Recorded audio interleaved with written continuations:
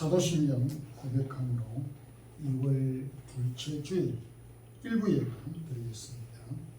전능하사 천지를 만드신 하나님 아버지를 내가 믿사오며 그 외아들 우리 주 예수 그리스도를 믿사오니 이는 성령으로 잉태하사 동정녀 마리아에게 나시고 본디오 빌라도에게 고난을 받으사 십자가에 못 박혀 죽으시고 장사한 지 사흘 만에 죽은 자 가운데서 다시 살아나시며 하늘에 오르사 전능하신 하나님 우편에 앉아 계시다가 저리로서 산 자와 죽은 자를 심판하러 오시리라. 성령을 믿사오며 거룩한 공회와 성도가 서로 교통하는 것과 죄를 사하여 주시는 것과 몸이 다시 사는 것과 영원히 사는 것을 믿사옵나이다. 아멘. 찬양과 영광을 받으시기에 합당하신 하나님 아버지, 오늘도 저희들이 귀한 성의를 기억하고 주 앞에 나와서 우리의 마음과 생각을 모으며 주께 영광 경배 드리기를 원합니다. 우리의 마음을 열어주셔서 하나님의 귀한 약속과 확신의 말씀을 붙잡고 우리에게 주어진 일터에서 담대하게 이 세상 가운데 빛과 소금으로 살아가는 우리 사랑의 교회 모든 성도들 되기를 원합니다. 지금까지 함께 해주신 주님의 손길을 확신하며 앞으로 저희들이 걸어가야 될 모든 순간순간까지도 함께 해주실 것을 확신합니다. 주님, 세운 몸된 교회와 속하여져 있는 기관과 우리 모든 성도들에게 허락한 가정과 자녀들, 또 기업과 직장과 일터 위에 함께해 주옵소서. 저희들이 두고 온 고국과 교회들을 불쌍히 여겨 주시기를 원합니다. 코로나와 오미크론으로 인한 여러 가지 염려와 제약되고 제한된 환경 가운데서 어려움이 많이 있습니다. 하나님이 질병을 거두어 주시고 모든 질서가 회복될 수 있고 치유하여 주시고 치료하여 주시기를 원합니다.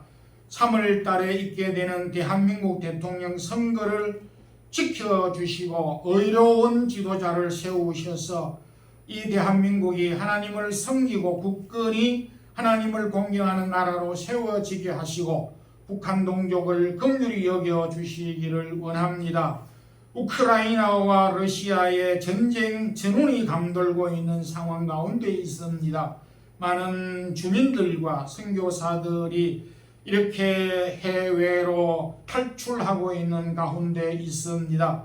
전쟁을 주관하시는 하나님께서 평화를 허락하여 주시기를 원합니다.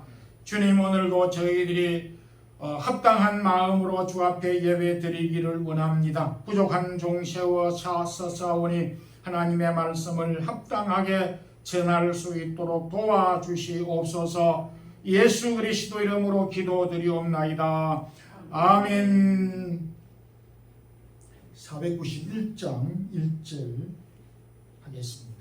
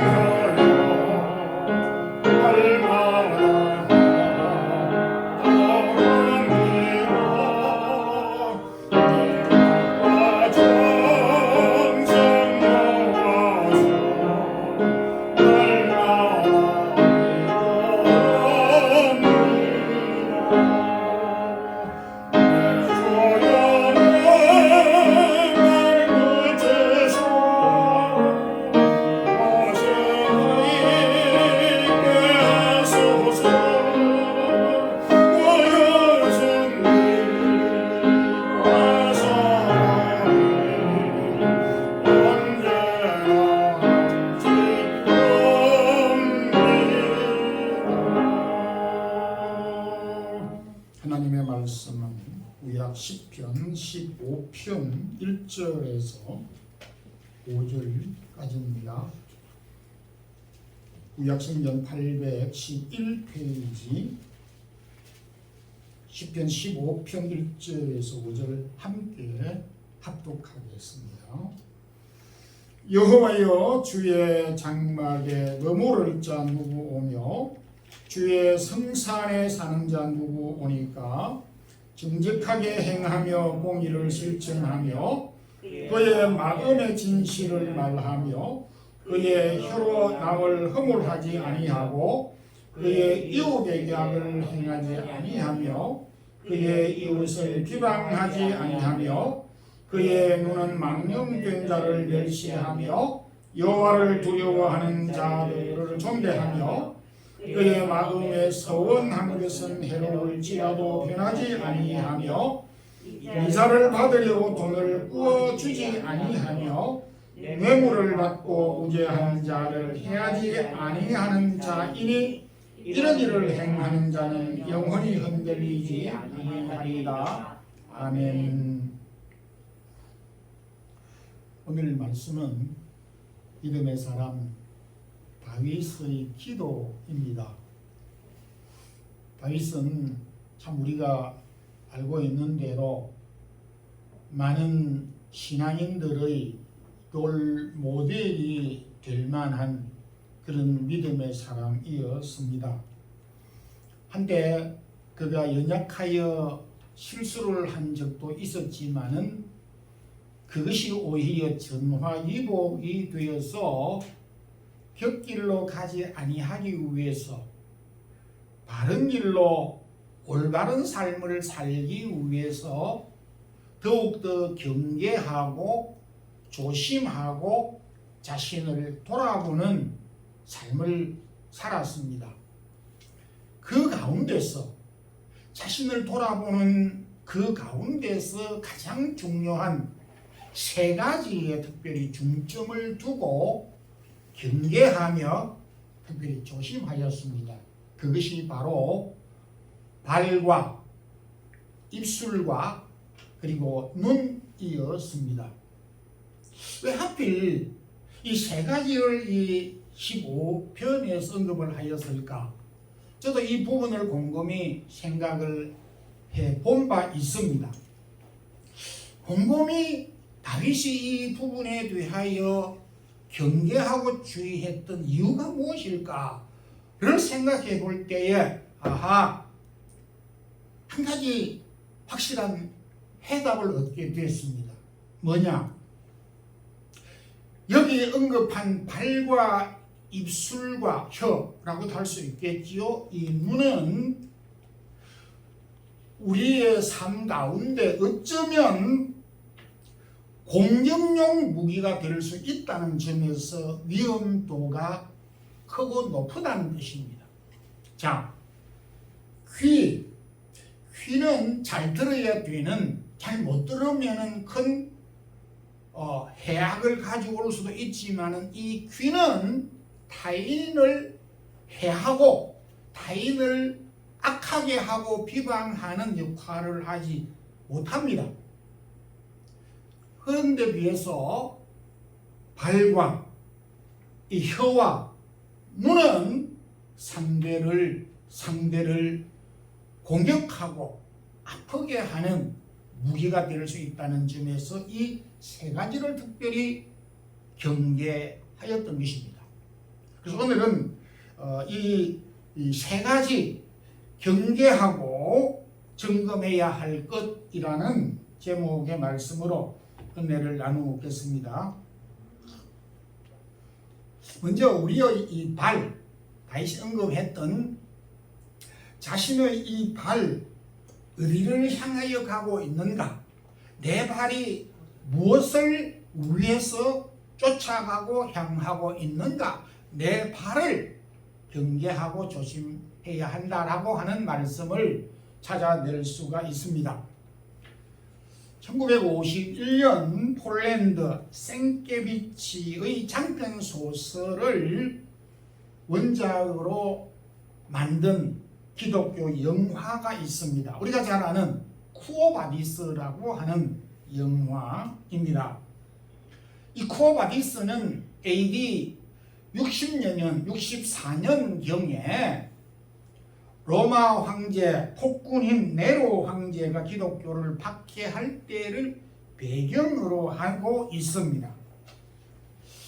베드로가 기독교를 박해하고 있고 박해를 받고 있을 때에 너무 그 박해가 심해서 로마 안에의 교회와 하나님을 믿는 성도들이 있었지만 두고 뒤로 하고 로마를 떠나기 위해서 로마 성을 나가게 됩니다.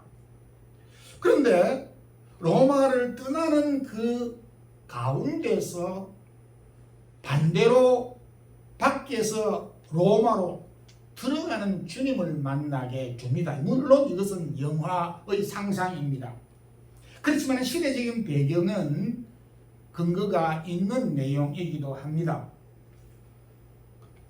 베드로는 로마 박해가 두려워서 로마를 떠나려고 하고 있고, 주님은 박해를 받기 위해서 로마로 들어가는 길목에서로 만나게 됩니다. 베드로는 깜짝 놀라서 주님을 확인하고는 주여 어디로 가시나이까? 그 라틴 말로 쿠오 바디스 도미네라고 하는 말이 원문입니다. 그러자 주님께서 말씀하신 답변은 내가 지금 가는 길을 따라올 수는 없지만은 나중에는 알게 될 것이다 라고 하는 말씀을 남기게 됩니다. 근데 이 말씀을 들은 베드로가 그 순간 생각에 깊이 잠기면서 발걸음을 다시 로마로 향하였어.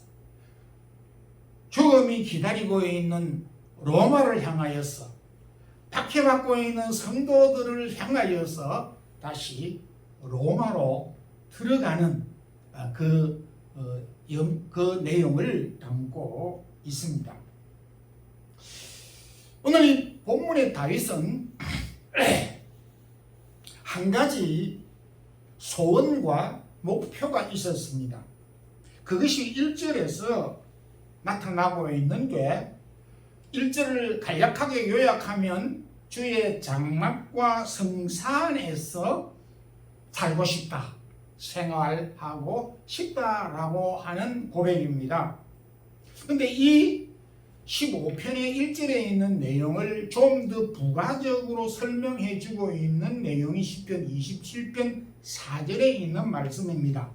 내가 여호와께 바라는 한 가지, 그것을 구하리니 곧 내가 내 평생에 여호와의 집에 살면서 여호와의 아름다움을 바라보며 그의 성전에서 사는 것이다 라고 말하고 있습니다. 그래서 15편 1절과 10편 27편 4절에 있는 내용은 같은 말씀으로 27편 4절에서는 부가적으로 구체적으로 설명을 더 추가하고 있습니다. 다윗이 여기에서 말하는 성막이나 장막, 집이라고 하는 것은 구약적인 개념으로 성막이고, 또 다윗 시대에는 성전이 없었지만은 솔로몬 이후에 지은 성전, 지어질 성전을 바라보면서 성전의 개념으로 이해할 수가 있습니다. 그 신약적인 개념으로 보게 될 때에 오늘 우리 그리스도인들이 예배하는 장소, 예배하는 곳, 교회당이라고 할 수가 있지만 여기에서 중요한 것은 건물 중요한 것이 아니고 예배하는 생활, 예배하는 삶을 강조하고 있다는 것입니다. 다윗은 자신이 한 가지 유일한 소망이 있는데, 내가 살면서 여호와의 성산과 여호와의 장막과 여호와의 집을 바라보면서 여호와의 집에서 찬양하며 경배하며 예배하며 사는 것이 나의 간절한 소망이고 소원이고 목표이다 라고 말하고 있습니다.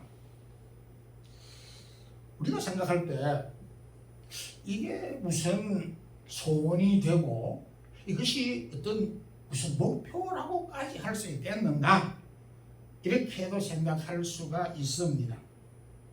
그러나 다윗의 생애를 더듬어 보면 다윗은 한참 동안, 오랜 기간 동안 자신이 갈망했던 여호와의 집에서, 여호와의 장막에서 여호와의 성산을 바라보며 하나님을 예배하고 경배하는 삶을 오랫도록 하지 못하였습니다. 왜? 쫓김을 받았기 때문에. 그는 마음껏 하나님을 찬양하고 예배할 수 없는 삶을 살아 하나님 앞에 나아가지 못하였습니다. 바꾸어 말하면 자신이 여호와의 집에 이르지 못하고 여호와의 집에서 하나님을 찬양하지 못할 때, 그때 자신의 삶의 모습은 고난의 시간이었고 핍박의 시간이었고 환난의 시간이었고 고통과 불행의 시간이었다라고 하는 것입니다. 어쩌면 그가 여호와의 집에서 하나님을 찬양하고 경배하는 것은 화평을 의미하는 것이고 마음의 평안을 의미하는 것이고 가장 행복한 삶을 추구하는 것이라고 볼 수가 있습니다. 이스라엘이 하나님을 예배하지 못하였던, 국가적으로 예배하지 못하였던 때가 있었습니다. 그건 우리가 잘 아는 대로 구약 이스라엘 백성들이 이집트에서 400년 동안 종살이 할 때 그들은 하나님을 예배하지 못하였고 하나님 앞에 나아가지 못하였습니다. 물론 개인적으로는 하나님을 예배했을 수도 있었을 것입니다. 또한 이스라엘 백성들은 바벨론 포로로 잡혀갔을 때에 하나님 앞에 나아가지 못하였습니다. 우리 한국도 하나님 앞에 나아가지 못하였던 때가 있었습니다. 멀지 않은 일제 36년 통치를 받았을 때 예배하지 못하였습니다. 지금 우리가 살고 있는 현재는 무슨 코로나나 여타의 이유로 많은 사람들이, 많은 성도들이 예배의 자리로 이르지 못하고 있는 것입니다. 예배의 자리로, 하나님을 찬양하는 자리로 이르지 못한 부담감과 아픔이 우리의 마음을 짓누를 수가 있다는 것입니다. 바꾸어 말하면 다윗이 지금 여호와의 성산에서 여호와의 장막을 사모하며 하나님을 예배하고 찬양하고 싶다고 갈망했던 이것은 그 순간이 가장 행복한 순간이고 가장 복된 순간이고, 우리가 하나님을 예배하고 찬양하는 이 순간, 이 자체보다도 더 복된 축복이 있겠느냐? 이보다 더 갈망하고 더 추구해야 될 복이, 또 다른 복이 있겠는가? 라고 하는 것을 말하고 있는 것입니다. 오늘 우리가 참 살고 있는 그 시대는 세상 밖에, 교회 밖에 있는 사람들은 말할 것도 없지만은 예배가 무시당하고 있는, 하나님을 예배하는 것이 무시당하고 지극히 소극적이고 지극히 편파적이고 부정적인 가치관으로 이렇게 바뀌어져 가고 있는 그런 시대에 우리가 살고 있습니다. 대충 해도 되는 것으로 그렇게 생각하기 쉬운 것입니다. 그러나 하나님 앞에 예배하지 못한다는 것은 단순히 우리가 예배를 드린다 못 드린다의 문제보다도 드리지 못하는 배경이 무서운 것입니다. 여러분들, 우리가 하나님 앞에 자유롭게 예배하지 못한다는 것은 어떤 경우이겠습니까? 개인적으로 질병이 찾아올 때 하나님 앞에 예배 드릴 수가, 공적으로 드릴 수가 없고 마음껏 자유롭게 하나님을 찬양할 수가 없습니다.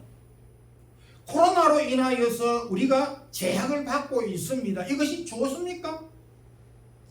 국가적으로 재난과 전쟁이 있을 때에, 사상적으로 공산주의가 정복하게 될 때, 강대국이 나라를 빼앗아 버릴 때, 주권을 잃어버렸을 때에 예배할 수가 없습니다. 지금 다윗이 그것을 이야기하고 있는 것이죠.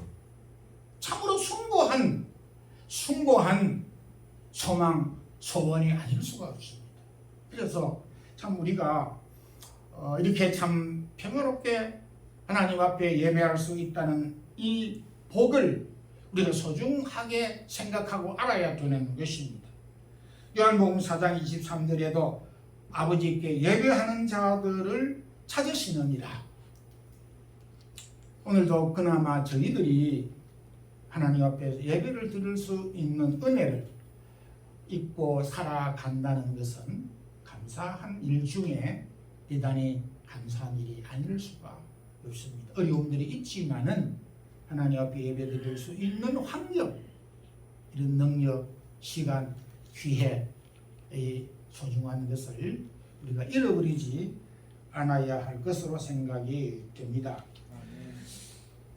두 번째, 다윗은 자신의 입을 어떻게 사용해야 될 것을 알고 경계하였습니다.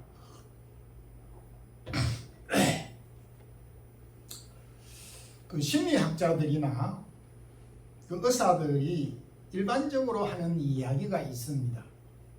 그 마음에 기쁨이 있고 또 좋은 소식이 있을 때는 이 입이 크고, 그리고 이 입가가 위로 이렇게 올라간다고 합니다. 그래서 스마일은 보통 그림을 그릴 때도 입술이 위로 올라가게끔 이렇게 표시를 합니다.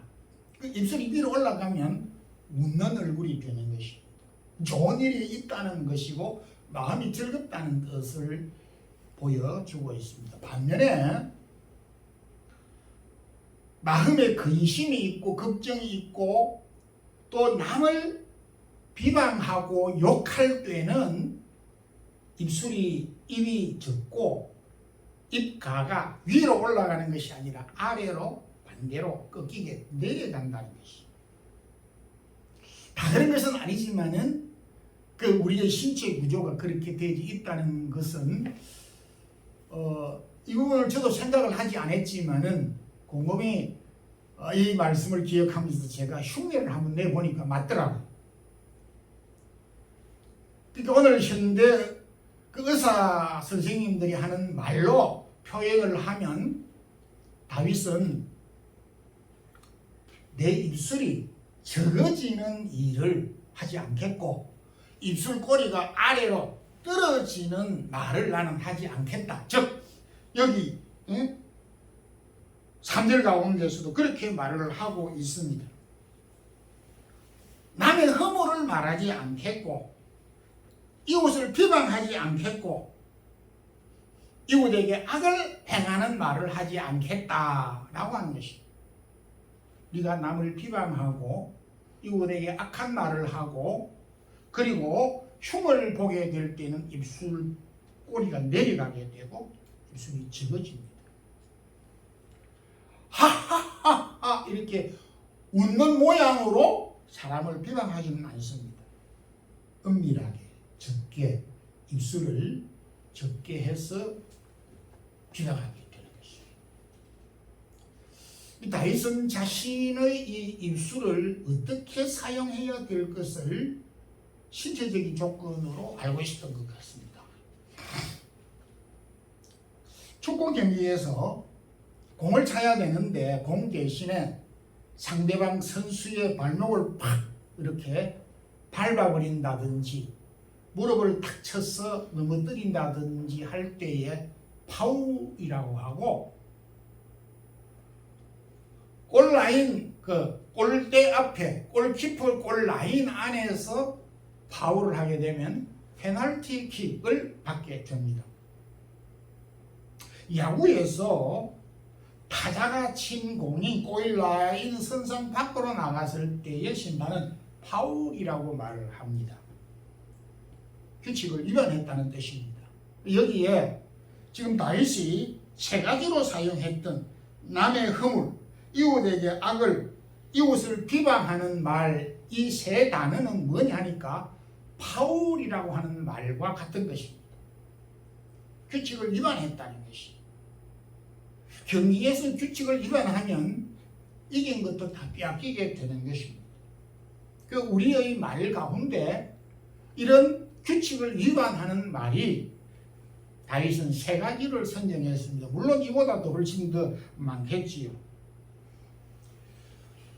이런 의미에서 야고보 사도는 이 혀가 지옥에서 나오는 불과 같다고 했습니다. 제가 이걸 보면서 야고보서 3장 6절에 이 야고보서의 말씀을 보면서 우리가 꼭 죽어서 지옥을 볼 수 있겠느냐? 지옥이 어떤가? 궁금하게 생각을 하시는 분들도 질문을 제가 받은 적도 저도 생각을 해본 적이 있는데 야고보서 3장 6절에 혀는 곧 불이요 불의의 세계라. 혀는 우리 지체 중에 온몸을 더럽히고 생의 밖기를 불 사르나니 그 사르는 것이 지옥 불에서 나오느니라. 우리 혀가 비방하고 악하게 하고 악을 이야기하고 비방하는 이 혀의 이 말은 무엇과 같으냐니까 지옥에서 나오는 불과 같은 것이다. 너무나 엄청나고 우리가 도저히 생각하지 못했던 말을 이렇게 성경에서 기록을 하고 있는데 이 성경을 그렇게 저는 본 적이 없습니다. 그래서 성경 열어보셔서 우리 혀에 대해서 말에 대해서 어떻게 사용해야 될 것인가를 많은 교훈을 주었습니다. 바울은 에베소 교회 성도들에게 참된 말을 하고 유익을 주는 말을 하고 덕을 세우는 말을 하라고 그렇게 말씀을 하였습니다. 데이라고 하는 사람은 이런 말을 남겼습니다. 새 황금문을 지난 다음에 말을 하도록 하라. 이렇게 말을 했는데 이 말이 무슨 말이냐 하니까 내가 말을 하기 전에 첫 번째로 생각해야 될 것은 이 말이 꼭 필요한가? 내가 자녀에게 이야기를 할 때, 남편에게, 아내에게, 이웃 성도에게 이야기를 할 때 이 말이 꼭 필요한가를 먼저 생각을 해보라는 것입니다. 두 번째는 이 말이 진실하고 참된가? 진실하고 옳은 말인가? 세 번째는 친절한가? 이것을 잠언 25장 11절에는 경우에 합당한 말 이렇게 이야기했습니다. 이 말이 이 시간 지금 바쁘게 출근하려고 하는 그 남편을 붙잡아 가지고 이런 말 저런 말을 하게 되는 것은 경우에 적합한 말이 아닐 수가 있다는 것입니다. 그래서 시기와 또 그 방법이 친절한가 라고 생각이 될 때에 크게 외쳐라 이렇게 이야기를 했습니다. 말에 자유로운 사람이 누가 있겠습니까? 그렇지만은 우리가 할 수 있는 것은 늘 조심하고 경계하는 말입니다. 무엇보다 지옥에서 나오는 불과 같은 이 무기를 야고보 사도는 재갈을 먹여야 되고 길들일 수가 없다 하였습니다. 그래서 다윗은 내 입술에 파수꾼을 세우시고 파수꾼이 내 입술의 문을 지키도록 해주소서라고 이렇게 이제 기도하기도 하였습니다.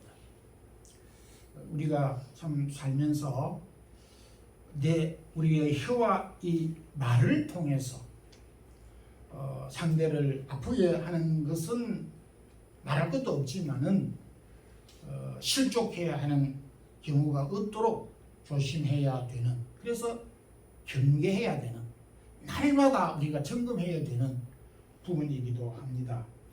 마지막 세 번째로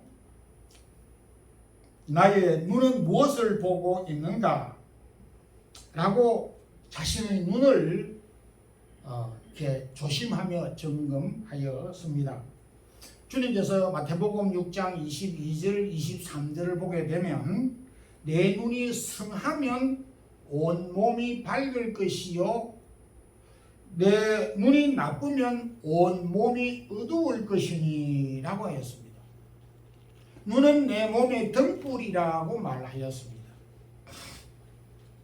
이 이야기는 우리 이 시력, 눈이 밝아야 된다라고 하는 그런 것이 아니라 여기 성하다라고 하는 것은 정확하다라고 말하는 뜻이고, 나쁘다라고 하는 것은 도덕적으로 나쁘다는 것이 아니라 사물을 잘못 판단한다라고 하는 그런 뜻으로서, 눈이 밝다라고 하는 것은 분별력과 판단력이 좋다라고 하는 뜻입니다.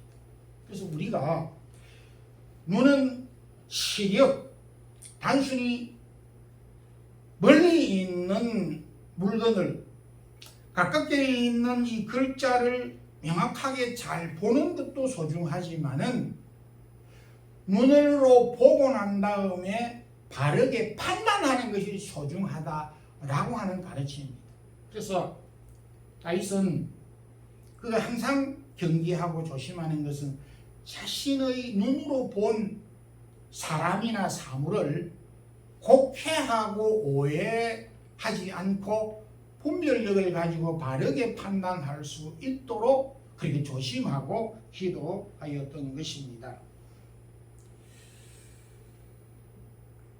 4절 가운데서 다윗은 적어도 망령된 자가 누구인가를 볼 수 있었고, 여호와를 존대하는 자가 누구인가를 알면서 여호와를 존대하는 자를 존경할 정도의 안목과 눈을 가지고 있었습니다. 이걸 우리가 영적인 눈이라고도 말을 할 수가 있습니다. 오늘날 우리가 그 부분을 보고 판단하는 경우가 참으로 많습니다. 사람이기 때문에 어쩔 수 없는 한계이기도 하지만은, 그럼에도 여호와 하나님은 사람의 마음과 중심을 보신다라고 하였고, 특별히 사도행전 13장 22절에 내가 이새의 아들 다윗을 만나네 내 마음에 합한 자라 내가 이 모든 것을 이루게 하리라. 비록 다윗이 실수를 하여 연약한 그런 실수를 하였음에도 불구하고 그 마음이 하나님이 보실 때에 정말 정직하고 합당하고 참으로 그 마음이 진실하더라는 것이죠. 그래서 하나님은 다윗에게 모든 것을 의탁하여서 하나님이 하고 싶어하는 일을 맡기고 이루게 하셨다라고 하는 것입니다. 참 세상은 진실된 마음을 알아주지 않는 경우가 많습니다. 가까운 사람도 진실을 곡해하는 그런 경우가 많지만은, 그럼에도 하나님은 진실된 마음과 순수한 마음과 온전한 마음을 하나님은 외면치 아니하시는 분이시다 라고 말씀을 하고 있습니다. 사람은 판단력이 부족하기 때문에 치우칠 수가 있습니다. 흔히 4명의 소경이 코끼리 전체를 보지 못하고 부분적으로 보아서 코끼리는 이렇다라고 각기 다르게 말하는 것과 같이 자신의 경험으로 판단하기 때문에 보는 사람마다 분별력이 다를 수가 있는 연약함이 우리에게도 있습니다. 그럼에도 불구하고 우리가 마음을 순수하게 온전한 마음을 가져야 된다는 것을 말해주고 있습니다. 아브라함과 조카 롯이 서로 헤어지게 되어졌을 때에 롯은 소돔 고모라 성의 찬란한 문화와 물이 흐르는 소돔 고모라 땅을 눈으로 보았지만 소돔 고모라 성이 하나님을 대적하는 죄악을 무시하고 잘 보지 못했습니다. 그래서 소돔 고모라 성을 택한 결과 소돔 고모라 성이 멸망당하게 된 것을 보게 됩니다. 가룟 유다의 눈에는 돈에 눈이 씌워져서 예수님이 은상시의 정도로 보여졌던 것입니다. 그래서 은상십과 예수님을 은상십을 받고 팔았을 정도로 그의 안목과 시각이 지극히 육신적이었습니다. 주님께서 채찍을 들고 성전 안에 장사하는 돈 바꾸는 자들을 내어 쫓으신 것은 단순히 성전을 청결했던 더러운 성전을 청결했던 것이 아니라 마음의 성전, 그네들이 갖고 있는 마음의 어두운 이기심과 욕심을 쫓아내시고 채찍질 하신 것입니다. 그 모양으로 보는 것보다도 더 중요한 것은 마음의 성전이었던 것을 보게 됩니다. 우리의 발과 입술과 그리고 우리의 눈 바르게 사용할 뿐만 아니라 그럼에도 우리가 늘 조심하고 경계해야 될 필요가 있습니다.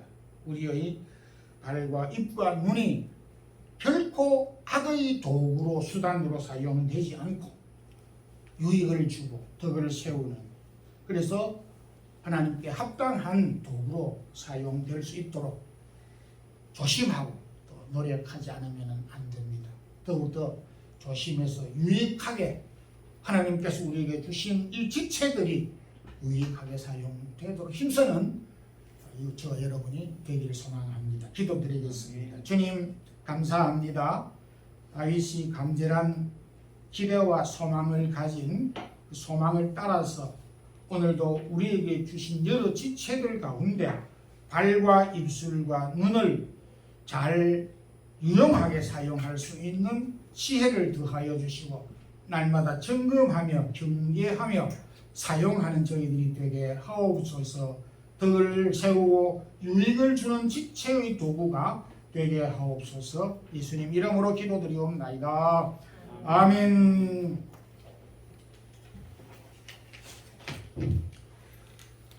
532장 1절만 부르겠습니다.